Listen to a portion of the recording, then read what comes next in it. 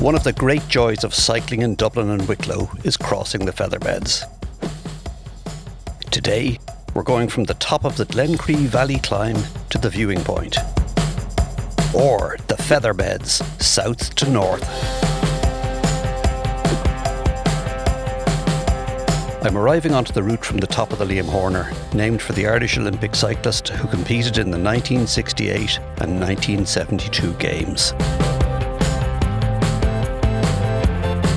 The climb up to the beds is a bit of a drag at around 7 to 9%. Forget the stats for this one. We're not going to worry about our climbing. Rather, we'll focus on the sheer joy of cycling on this beautiful road. I've done a bit of research on the origins of the Featherbeds name. I can find nothing. I can only assume that it's the name given because of the feathery appearance of the landscape when the bog cotton is in bloom, with the whole place looking like it's covered in feathers.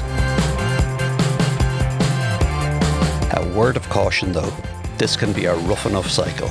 It gets very blowy up here and the wind can be more difficult to manage than any climb. The clouds sit on here too and it can be pretty hard to see where you're going. Cycling across here, as I've done many times in the wind, sleet and rain, can be tough going.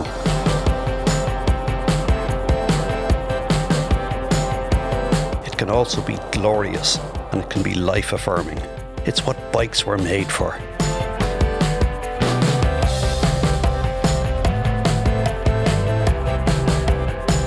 You know when you've crossed the Wicklow-Dublin border because the change in the road surface is really noticeable.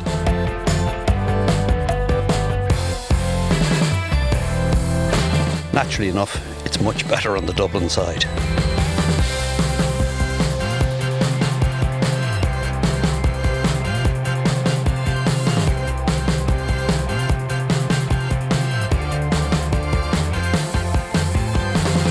If the weather's good and you can ignore the dumped building materials, the views over Bornabrina Reservoir and across the Midlands are spectacular.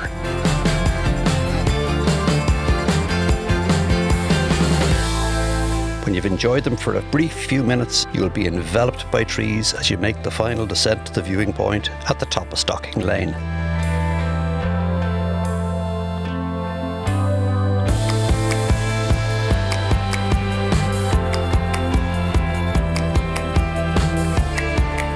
Pull in if you like to get the views over Dublin, but for me, I'm heading home.